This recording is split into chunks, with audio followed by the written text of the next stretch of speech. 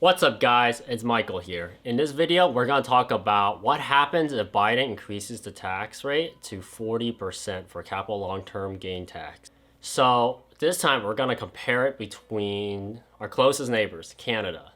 Competitively, we as American citizens are number one. What I mean by number one in investments, meaning we have one of the best tax brackets, the best tax rate, and one of the best investments for taxes. Capital gain long-term tax, even short-term. Because if you look at Canada's income tax and all their federal tax, it's way more expensive than our most expensive state here in America, which is, California, New York, and, Hawaii. But, business in Hawaii, I don't think that many people do business there. But look at California, look at New York. We have the highest tax rates over there. Income tax going all the way up to 13.3%. But they said that's where people making over 450 something thousand. But people making like 100K is still about 9.5?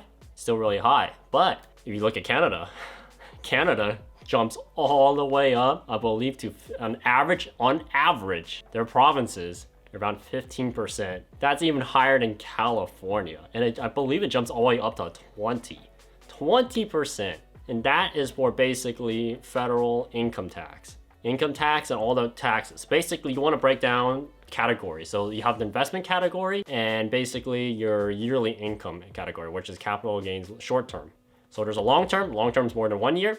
And short term is anything made less than 1 year. So short term is obviously going to be the one that gets taxed like no other tomorrow. Basically, you're taxed until you're dead. To your grave, man. That's how it works. So that's why it encourages people to do investments for long-term gain. Anything hold more than a year, it'll become long-term. So the reason why America has a really good tax bracket and tax rate, and why Biden shouldn't mess with it, because if you increase it, you can target a certain group, people making over $1 million, and those people are really smart, they're not gonna sell. But if you target those people, you go look at Canada's. Compare Canada's and compare the United States, because we are basically neck and neck of each other compared to taxes for long-term. Because long-term, you think Canada's actually really bad, but it's okay if you read into it. They make it really complicated, but I'm gonna break it down, make it really simplified, oversimplified version. So Canada, if you make, I forgot what the numbers, but it's about $100,000. It's like 100 grand, and the first 50% of that is gonna be taxed as capital short-term gains tax, and the other 50% is considered type of long-term gains tax, but that takes no tax. The long-term gain is literally zero. So you get at 50,000, the other half you get a keep, and the other 50% is considered short-term. You probably average around take home about 60,000, which is about, about 40%, a little bit over 40%, and maybe a little bit less, depending on the bracket and how they do it. So if you do it that way, that's actually pretty darn good. Like the United States, we had the edge. Anyone holding more than a year, same thing, same amount, $100,000, take the same thing, and they decide to cash out. But since it's over, I believe, over $500,000, we only take 20% only. So we gotta take home 80 grand. That's like a 20 grand difference, between 10 to 20 grand difference compared to Canada. But let's just say Biden's plan decided to pass and it goes through Congress, right? Now it jumps all the way up to 40%. And that includes Social Security. So you're looking at 43.4, I believe. Don't quote me on that. So it's around there, 40%, low 40%. So if you do it that way, to 100 grand, now it gets taxed 40%. You're looking at basically around 60 grand or less. Kind of getting close to the 50 mark. So that's actually not that good. So now, before we had no competitors against anyone, any of the first world countries, and now we finally have a competitor, which is Canada. Here's the problem.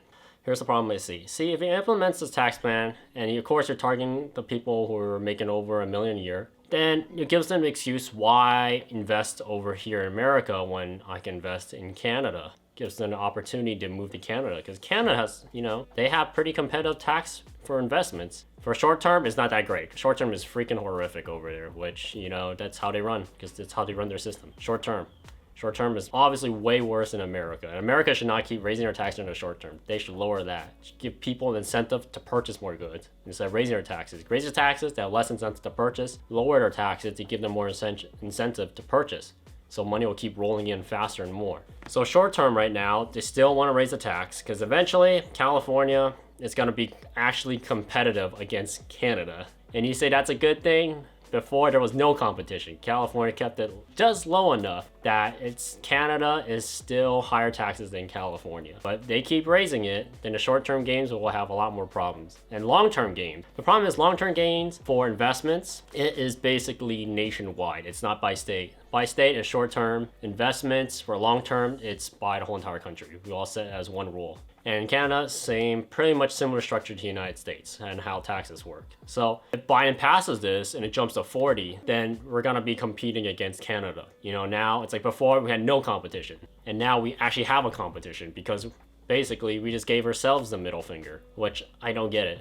If you really want to generate revenue, there's so many other sources. And I really hope that this bill or law that he makes does not pass, because I think they should all sit down together and honestly take a chill pill, relax, and think of the situation again. Try to find a better reasoning how do consumers work in America. Because consumers in America, let's face it, we don't like taxes. Look with the current pandemic, why did a lot of people in California moving out? A lot of native residents that lived there for all their most of their life that are now moving out to places like Nevada, Texas, Florida. And even they like to, you know, like California, the weather and the beach and the culture, but they can't take it because you're getting taxed out of their, you know, getting taxed out of their homes. They don't want to deal with it. And now work has found other places to be more mobile and digital. They don't need to be trapped in one place. So taxes at the end, especially investments, are very important because investments help generate a lot of revenue, meaning it helps a lot of people who understand how the economy works and how finance works. It gives them a chance to break out the financial rat race. And if they want to basically attack the people making over $1 million a year,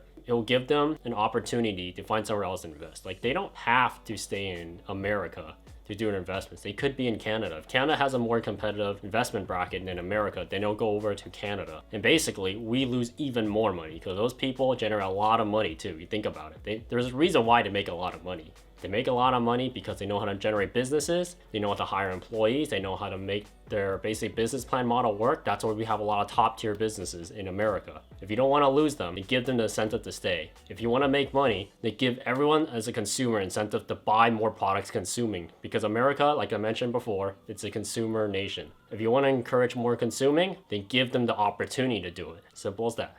I'll see you guys next time on my channel. Please like, share, and subscribe. Peace.